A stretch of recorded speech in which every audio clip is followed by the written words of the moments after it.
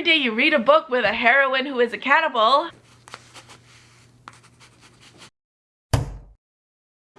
Welcome back to Cuckoo for Books. My name is Salva and today I'm going to be doing a book review on Forest of a Thousand Lanterns by Julie C. Dao. So Forest of a Thousand Lanterns is an Asian retelling of the evil queen from Snow White's story, and our book starts off with Shifeng, who is a poor, powerless peasant girl who lives with her aunt. She has always been told that she has this great destiny foretold in the stars for her, and this book is about Shifeng deciding whether or not she wants to pursue that path to her great destiny, even if it means losing the people she loves, or even if it means falling to the darkness. I mean, it's an evil queen retelling. You know what path she's gonna take, right? I really enjoyed this book. The flow of the storytelling really carried you along, and before you knew it, you were like 50 pages in. It's a very easy read. I love the way the author writes. The story starts off with Shifeng, like I mentioned, and she's a very blank slate at the beginning, almost personality-less. I, for one, really appreciated it. Having Shifeng not have like a personality at the beginning or not really having much agency only made me more excited, like, oh my gosh, what kind of craziness is gonna trigger this girl into becoming pure evil. What I really loved about this book that I thought was so well done, because I have read my share of evil queen retellings, and there's always gonna be that like big deciding factor, like what is her motivation for going bad and is it believable? So the backstory is Shifeng is the most beautiful girl in the village, but she was orphaned because her mom killed herself after her dad just up and left, and I think it gives such a great motivation at the beginning of the story for why Shifeng is so cold, why she doesn't really believe in love because she's seen what love has brought to her mother, and at the same time her aunt has always instilled in her growing up, like,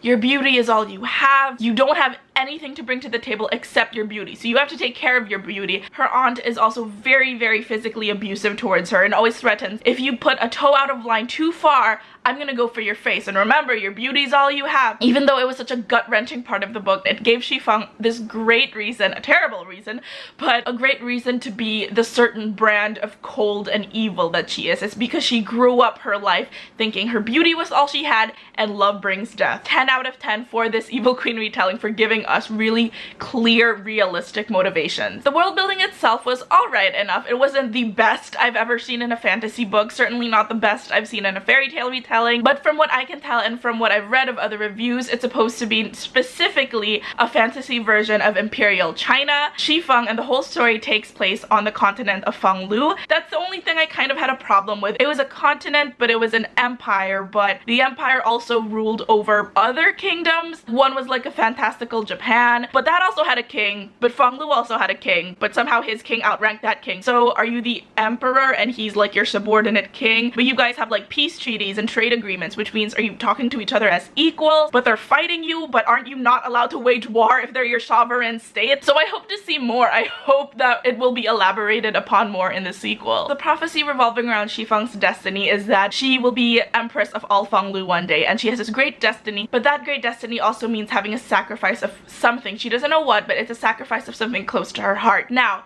before she goes on her evil journey, Shifeng has been dating a guy in the village called Wei. I think his characterization of like subtle toxic masculinity is one of the best. He loves her, he wants the best for her, but also when she does something like catch their dinner, he's like, why would you do that? I don't want you going out there, you could get hurt. Let the men do it. I want to care for you. Another guy smiles at her, he gets grumpy. He doesn't lash out, he doesn't get mad, but Shifeng can always see that he gets frowny and cranky. Or if Shifeng got beat up by her aunt again, he's like, I'm gonna kill her, I promise, because I want to protect you, but I'm gonna kill her, your aunt, your blood relative. All the contradictions within his character just made for this super multi-layered character that's unfortunately the personality of so many guys today. As Shifeng went on her character arc herself, there were these two warring sides to her. She's having this internal tug of war where she wants to choose greatness or kindness. Even though I could tell that's what the author was trying to do, it came off more as like inconsistent writing. The execution of her dichotomy wasn't as clean as I thought it would be, or as effective as I hoped it would be. Also, I can't believe I used the word dichotomy.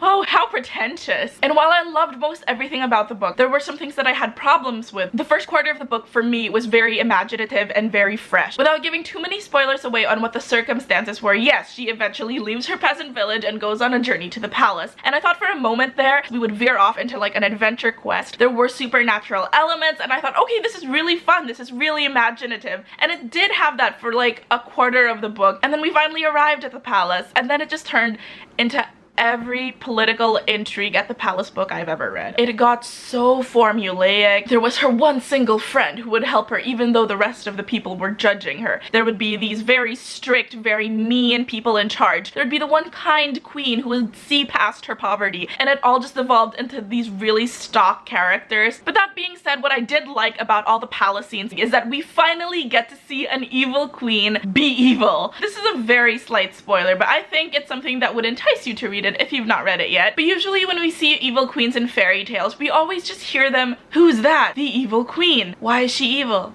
She just is." Evil queen in fairy tales always equal murder and poison and all these despicable, terrible things. No book for me, and I've read, like I said, my handful of evil queen books. Not a lot of them remember that queens are heads of government who also have power over their citizens. And this is the first book I've read where she was an actual, like, evil politician. Like, there was this one scene that I really loved. They had like this big financial import-export problem in the kingdom. She said to make the peasants work twice as hard for the product, and the advisor said, "Great, so we'll have twice as many exports to give and we'll tax them, but how does that help us as the chief of government?" And then she's like, "Take the money from the farmers." And then the advisor says, "Don't you have any compassion in you? I mean, you were once a peasant yourself and not too long ago."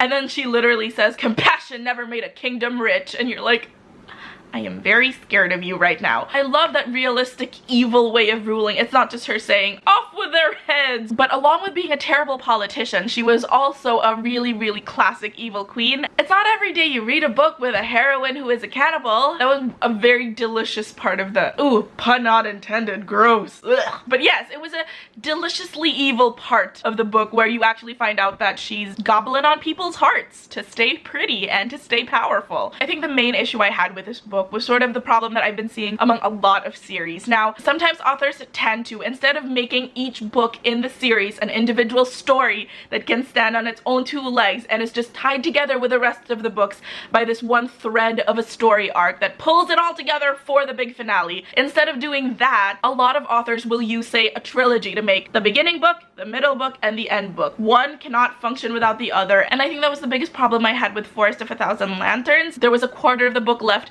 and she still was an evil queen. So it just felt like a build-up to the sequel. I mean, in those cases, I just feel really cheated when it comes to those kinds of books. I did enjoy it. It just feels like, why wasn't this one giant book instead? Before I end this review, because I blabbed on for quite a bit, I just want to dive into a little bit of a spoiler, and Isai from Thoughtful made me this super cute spoiler train animation, and I think this is my first time that I'm gonna get to use it. So without further ado, all aboard the spoiler train. Choo-choo! The biggest letdown of the book for me was the reason why she was evil in the first place. And it turns out that there was a god manipulating her.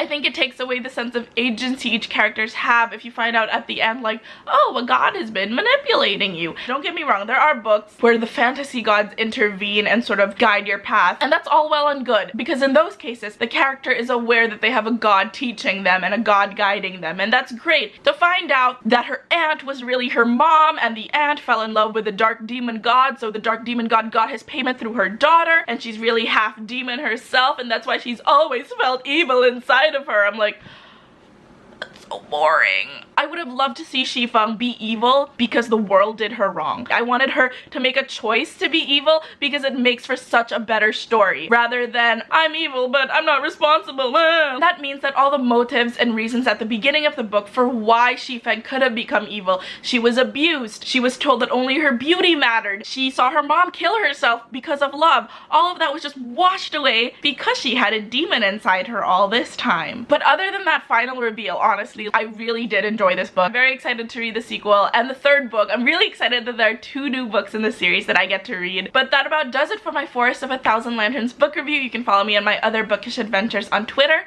I'm at cuckooforbooks, and on Instagram I'm at cuckooforbooks and also at Salva Villarosa. Please subscribe, and I will see you guys very soon. Bye guys!